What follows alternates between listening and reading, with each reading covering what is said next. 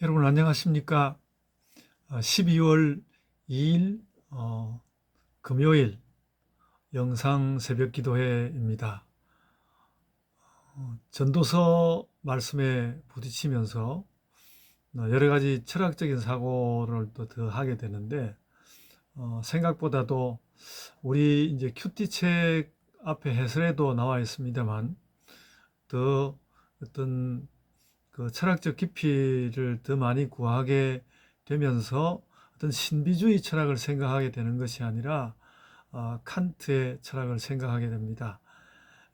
우리 그 큐티 책의 그 해설자가 이야기해 놓은 규정적 지혜, 반성적 지혜라는 말은 원래 칸트가 규정적 판단, 반성적 판단이라는 말을 가지고 자신의 미학을 이야기했던 것에 나오는 개념입니다.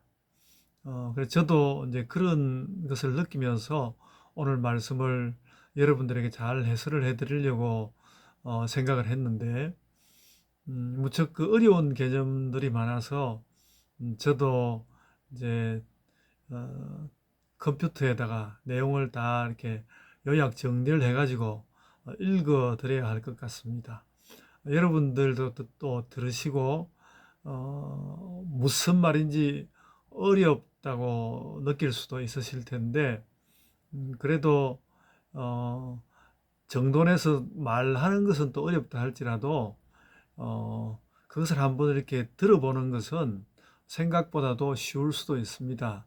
이렇게 들어보시고 또 좀 더 명확하게 알고 싶으시면 한번 더 들어보시고 그러면 이전에 알지 못하던 굉장히 그 수준 높은 철학에 도달할 수 있지 않을까 그런 생각합니다. 뭐 그 철학적 수준에 도달한다는 것은 철학에 대한 어떤 뭐 여러분들의 뭐 어, 철학과 관련된 기쁨 이런 것들을 제가 거기로 끌고 가고자 하는 것이 아니라 그렇게 함으로 해서 하나님 말씀을 더 깊이 깨달을 수 있을 것이다.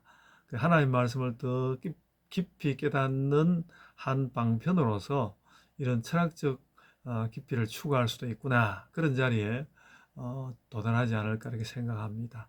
이제 말씀을 좀 해설해 보려고 하는데요. 맨 먼저 1절로부터 8절에 이 땅 가운데서 일어나는 여러 가지 일들에 관해서 말하고 있습니다.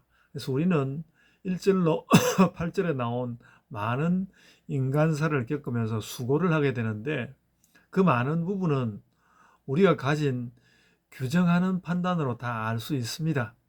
그래서 그 판단에 따라서 거기에 맞는 수고를 함으로써 그 세계를 살아낼 수 있습니다.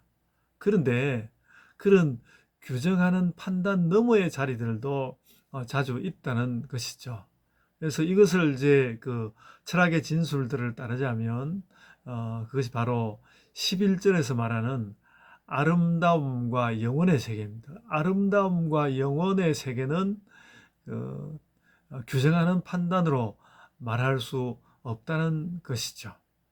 그래서 그것을 규정된 것들이 대체 뭐지 하면서 이제 되돌아보게 하는 판단이라고 해서 반성적 판단이라고 하는데 뭐 우리 큐티 책에 나온 대로 반성적 지혜라고도 할 수 있을 것입니다. 그렇게 우리는 규정적 판단을 하는 것과는 다른 방식으로 즉 반성하는 마음으로 반성적인 마음으로 우리는 세상의 아름다움을 누리고 영혼을 사모하게 되는 것이죠. 그래서 반성하는 마음을 가지고 그 아름다움과 영혼을 생각하게 된다. 그래서 우리 책 이 해설자가 반성적 지혜라고 말한 부분은 기본적으로 이 아름다움과 영혼을 받아서 누리는 지혜, 그것을 말하는 것입니다. 다시 말씀이지만 이 규정적 지혜라는 것은 이미 알고 있는 나의 개념을 가지고 판단할 수 있는 대상에 대한 지혜고요. 반성적 지혜란 그 대상에 적용할 보편적 개념이 없기 때문에 오히려 내가 그 대상에 대하여서 많은 묵상을 하고 그것에 걸맞은 보편성을 찾아 내어야 한다는 것을 말합니다. 그 보편성은 당연히 하나님 존재와 관련되어 있을 것입니다. 우리는 그런 판단 가운데서 자연의 아름다움과 영원성의 숭고함을 경험하게 되는 것입니다. 내가 이미 가진 판단력으로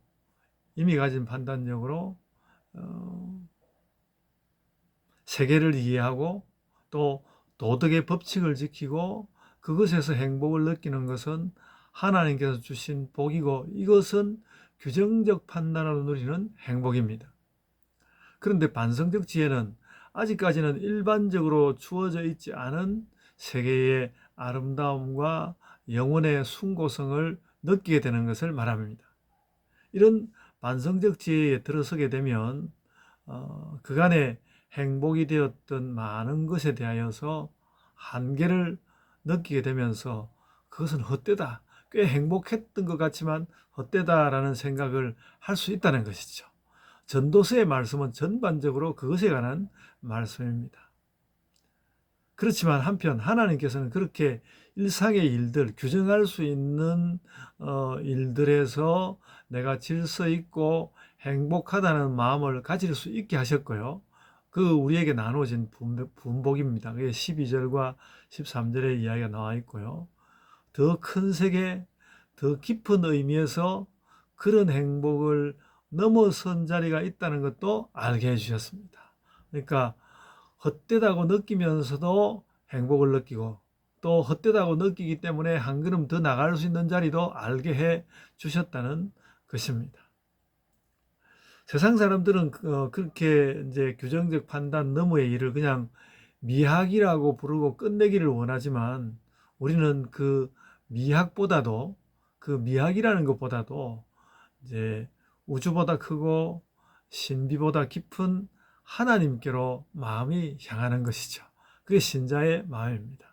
그리하여서 우리는 질서와 행복에 대하여서 알고, 그것에 대하여서 질서와 행복을 느끼는데, 그것에 대하여서 그래도 또 헛되다는 느낌을 주는 아름다움도 누리면서 또 한 걸음 더 나가서 하나님께서 내 삶에 임재하시는 것을 알게 되는 것입니다.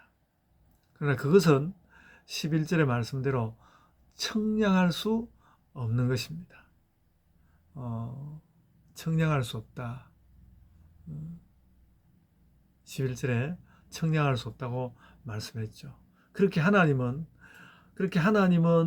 영원함으로 계시고, 사람은 늘 알고 있던, 자신이 알고 있는 보편의 사고 가운데서 지내는데, 그래서 그 자신이 알고 있는 자기의 규정할 수 있는 판단 가운데 지내다가 어떤 숭고한 아름다움을 경험하게 되면 다시 하나님을 또 생각하게 되는 것이죠. 그래서 우리의 보편 속에서 살면서 질서와 행복을 느끼면서 살고, 그러나 또 선뜻 어느 순간에 그 나의 그 자리를 넘어서서 어떤 그 숭고한 아름다움을 느끼게 될 때 우리는 하나님을 묵상하게 된다는 것입니다. 그래서 여러분, 헛되다는 것은 하나님을 대하는 숭고함으로 나아갈 때, 하나님을 대하는 그런 숭고함으로 나아가게 될 때, 그간에 내가 느꼈던 행복이 어떤 궁극의 행복이 아니라는 것을 느끼면서, 이것도 헛된 것인가, 이렇게 생각하게 되는 일을 말하는 것입니다.